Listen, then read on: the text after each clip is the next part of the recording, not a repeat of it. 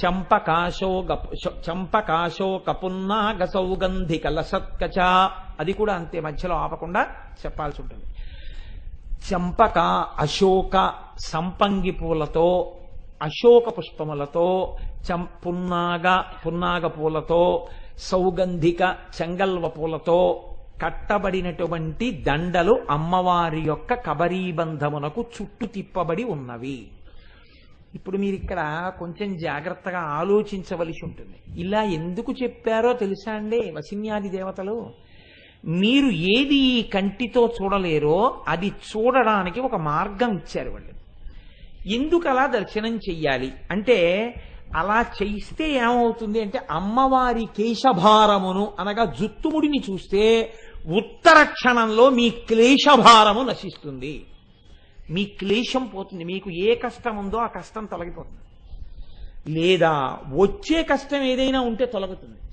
అందుకే అమ్మవారి కేశభార దర్శనం అంత గొప్పది. మీకు ఎక్కడా కనపడదు, ఏ దేవాలయంలో ఏ ఫోటోలో కనపడదు.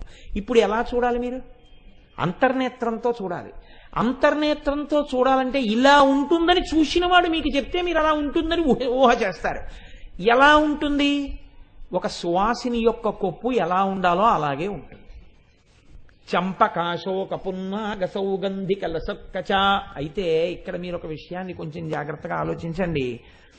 సాధారణ అంటే నేను ఎవరిని ఉద్దేశించి అంటలేదు ఈ మాటలు, మీరు కొంచెం it should be construed in a realistic perspective. దాన్ని మీరు సరి అయిన కోణంలో మాత్రమే విచారణ చేయాలి, కానీ లేకి మాటగా మీరు ఆలోచించకూడదు. ఒక వయస్సు వచ్చిన తర్వాత నాకు ఇప్పుడేం పెద్ద జడ ఏమిటండి, మీరు ఏమిటి ఇంతంత చామంతి పూలదండ ఇంతట్టుకొచ్చారు అనొచ్చు భార్య. కాబట్టి ఇంతంత పువ్వులతో ఉన్న పెద్ద దండ ఆవిడ పెట్టుకోవడానికి అంత పెద్ద కబరీబంధం ఆవిడికి లేకపోవచ్చు. చాలా పెద్ద కబరీబంధం అనుకోండి, అప్పుడు దానికి పెద్ద చామంతి పూల దండ ఇలా తురిమినా పర్వాలేదు, నిలబడుతుంది కొప్పులో. ఇప్పుడు అమ్మవారి యొక్క కొప్పులో ఏ ఉన్నాయని చెప్తున్నారు మీకు వసిన్యాది దేవతలు? 5 పూలతో కలిపి కదండి ఒక మాలైనా పెట్టుకుంటుంది ఆవిడ. చంపక అంటే సంపంగి పూలు. సంపంగి పువ్వు అంటే ఈ రేక్ సంపంగి అంటారు, ఆకుపచ్చగా ఉంటుంది, అది కాదు. సింహాచలం సంపంగి అంటారు, పసుపు ఎరుపులతో కూడిన సంపంగి పువ్వు, అరవిరిసిన పువ్వు ఒక్కటే ఇంతంత ఉంటుంది. ఇటువంటి పూలతో కట్టిన దండ ఒకటి పెట్టుకుంటుంది.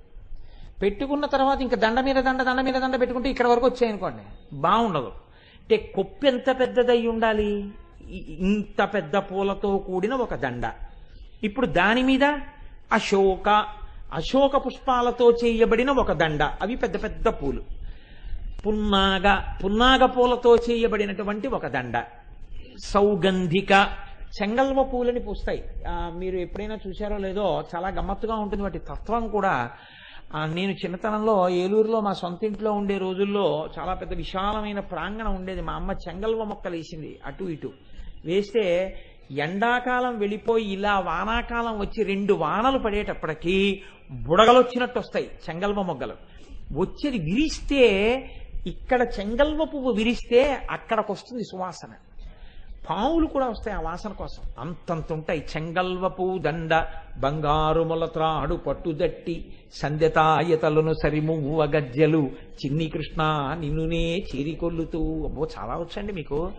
కాబట్టి చెంగల్వ పువ్వు దండ, పెద్ద పెద్ద చెంగల్వ పూలతో చేయబడినటువంటి ఒక దండ అమ్మవారి కొప్పులో అందంగా అమర్చారు. ఇది మీరు ధ్యానమునందు చూడాలి. ఇది బాహ్యం కాదు, నేను చెప్పింది ఆధారం చేసుకుని నేను చెప్పడం నా బుర్ర నేనేం చెప్పట్లేదు, వసిన్యాది దేవతలు చెప్పారు, వ్యాస భగవానుడు చెప్పాడు.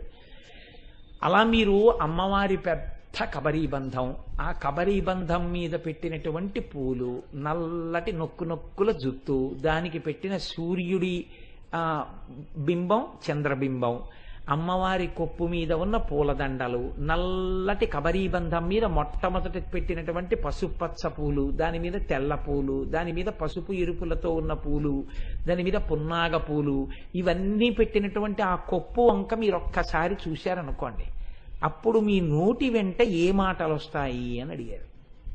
అంటే జుత్తు పేరు పెట్టి ఏ ఆడదానికి స్తోత్రం ఉండదు, కానీ అమ్మవారిని ఎన్ని పేర్లతో పిలుస్తారండి తెలుసండి? ఒక్క కేశాలని బట్టి. కుంతల నాయకి ఆవిడకో పేరు. కుంతల నాయకి అంటే ఆవిడ జుత్తు అలా ఉంటుంది, ఆవిడ కానీ జుత్తు అమ్మవారి జుత్తుని జాగ్రత్తగా ఇలా విప్పినప్పుడు అభిషేకం చేశాక జాగ్రత్తగా అమ్మ దగ్గర ఉండేటటువంటి సైరంధ్రి వచ్చి జాగ్రత్తగా జుత్తంతా ఇలా కింద వరకు ఆ బట్ట పెట్టి మెత్తటి బట్ట పెట్టి తుడిచి ఆ కొసలకు అంటుకోకుండా అమ్మ కొంచెం తల ముందు కొంచండి అని ఆ కింద సాంబ్రాణి పొగ పెడితే ఈ పొగంతా అమ్మవారి యొక్క కురుల మీదకి వెడితే ఆ కురులకు ఉన్నటువంటి తడంతా వదిలిపెట్టేసిన తర్వాత ఆ జుత్తు ముడి వేయడానికి ఇలా తీస్తే 2 గుర్రాల తోకలా పెద్దది ఉంటుందన్నమాట. ఇప్పుడు ఆ జుత్తుని తిప్పి ముడివేస్తారు. అంత పెద్ద కబరీబంధం ఆవిడది. ఇంత పెద్ద కబరీబంధం కాబట్టి కుంతల నాయకి ఆవిడ పేరు. మీరు అది మనస్సునందు భావన చెయ్యవలసి ఉంటుంది. దాని వలన ఉత్తర క్షణం క్లేశభారం పోతుంది. భ్రమర కుంతలాంబ ఆవిడ పేరు, నీలకుంతలాంబ ఆవిడ పేరు, పుష్పకుంతలాంబ, అంజన కుంతలాంబ, సుగంధ కుంతలాంబ. ఇన్ని పేర్లు కేవలం ఆవిడ యొక్క జుట్టుని బట్టి వచ్చాయి ఆవిడకి. ఇందులో చాలా చమత్కారం ఏమిటో తెలుసా అండి? ద్రవిడ దేశంలో ఇందులో ఒక్కొక్క పేరుతో ఒక పెద్ద పెద్ద దేవాలయాలు ఉన్నాయి ఆవిడికి. త్రిచి అంటామే మనం, తిరుచిరాపల్లిలో అమ్మవారికి సుగంధ కుంతలాంబ అన్న పేరుతో అత్యద్భుతమైన దేవాలయం ఉంది. అంతంత పెద్ద పెద్ద దేవాలయాలు, ఏమి అర్చనలు జరుగుతాయో తల్లికి నిజంగా అంత గొప్ప దేవాలయాలు. కనుక ఇప్పుడు ఈ తల్లి యొక్క ఈ కబరీబంధము ఏది ఉందో అది చంపకాశోక పున్నాగ సౌగంధిక లసత్కచ. ఇక్కడి వరకు వసిన్యాది దేవతలు చెప్తే శంకర భగవత్పాదులు బెంగపెట్టుకున్నారు. అయ్యో ఈ పాటే చెప్తే పిల్లలకు అర్థం అవుతుందా ఆయన బెంగ. అందుకని ఆయన అన్నారు, ధునోతుద్ధాంతం నస్థలిత దళితేందీవరవనం ఘన స్నిగ్ధశ్లక్షణం చికుర నికురంబం తవ శివే యదీయం సౌరభ్యం సహజముపలబ్ధం సుమనసో వసంతస్మిన్మన్యే బలమధన వాటీ విటపినాం అన్నారు. మహానుభావుడు ఏమి దర్శనం చేశారో, ఏమి శ్లోకాలు పడ్డాయో శంకర భగవత్పాదులకి. శంకరాచార్యుల వారు పుట్టిన గడ్డ మీద పుట్టినందుకు మనం అదృష్టపడిపోవాలండి, నిజంగా సంతోషపడిపోవాలి. మహాపురుషుడు కదండి. ధునోతుధ్వాంతం ఆయన అన్నారు, అమ్మ నల్లటి నీ జుత్తు చూడగానే మా అజ్ఞానపు చీకట్లు గిచ్చిపోయాయి అన్నారు. ఎవరికి?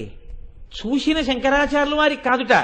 ధునోతుధ్వాంతం మాకు ఎందుకు ఏమిటా ధైర్యం? మేము చూడలేదుగా, నీ చెప్తున్నానుగా ఎలా చూడాలో మీకు కనపడుతుందిరా ధ్యానంలో, పోతాయంతే మీకు కూడా. కాబట్టి మాకు ఇప్పుడు ఈ శ్లోకం జరిగితే మాకు మీకు కూడా.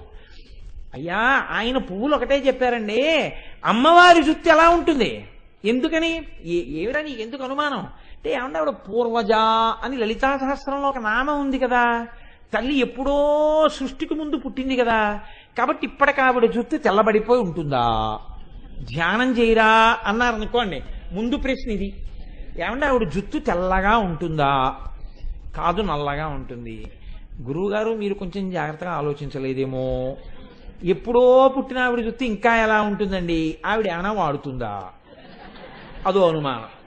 కాదురా, ఏమండి అమ్మవారి జుత్తు అన్ని పూల దండలు పెట్టుకుంటుంది అన్నారు కదా, 60 ఏళ్ళో 70 ఏళ్ళో వచ్చేటప్పటికి మా అమ్మగారి జుత్తు పల్సగా అయిపోయింది, పల్సగా అయిపోయి ఉంటుందా ఒత్తుగా ఉంటుందా? ఇంకో అనుమానం. ఒకవేళ ఎప్పుడు అమ్మవారు అపర్ణగా తపస్సు చేసిందిగా శంకరుడి కోసం, ఇలా తపస్సు చేసినప్పుడు అప్పుడు అమ్మవారి జుత్తు జటలు అవి ఏమైనా కట్టేసి కొంచెం పింజిలుగా ఏమైనా ఉంటుందా అండి? లేకపోతే అందరూ ఆడవాళ్ళు రాసుకున్నట్టు అమ్మవారు కూడా కొంచెం ఏమైనా మంచి మంచి సుగంధ తైలాలు అవి ఏమైనా రాసుకోవడం వల్ల జుత్తు మెరుస్తూ ఏమైనా ఉంటుందా? లేకపోతే మామూలుగా ఉంటుందా? ధ్యానం చేయరా అని ఒక్క మాట అన్నందుకు ఇన్ని అనుమానాలు గురువుగారిని అడుగుతాడు. ఇవి అడిగితే రేపు పొద్దున ఎవడు ఏ జవాబు చెప్పి ఎలా ధ్యానం చేసేస్తాడో అని శంకరాచార్యుల వారు బెంగెట్టుకుని ఆయనే చెప్పేశారు జవాబు. ధునోతుద్ధాంతం నస్తులిత దళితేందీవరవనం. అమ్మవారి జుత్తు ఎలా ఉంటుంది అంటే ఆయన అన్నారు, నల్ల కలువల తండంలా ఉంటుంది అన్నారు. నల్ల కలువలకు ఉండే లక్షణం ఏమిటో తెలుసా అండి? మీరు ఎప్పుడైనా చూశారో లేదో నల్ల కలువ పువ్వు. నల్ల కలువ వంక మీరు ఇలా చూడగానే కళ్ళకి చల్లగా ఉంటుంది. నల్లని కలువ కంటికి చలువ.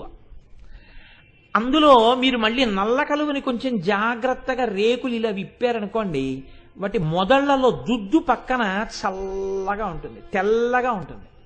ఈ తెల్లగా ఉన్న రేకుల దగ్గర మీరు కొంచెం ఇలా వంగి కలువ పువ్వులోకి చూశారనుకోండి, తడి బిందువులు ఉంటాయి. ఇప్పుడు ఇంకొంచెం మీరు వంగారనుకోండి, వంగితే మత్తెక్కించగలిగినటువంటి మంచి పరిమళం వస్తుంటుంది ఆ నల్ల కలువలోంచి. శంకరులు చాలా దూరదృష్టితో ఈ మాట వేశారు. ఒక్క నల్ల కలువ పువ్వు కాదు అన్నారు. ఎలా ఉంటుంది అమ్మవారి జుత్తు? నల్ల కలువల తండంలా ఉంటుందన్నాడు.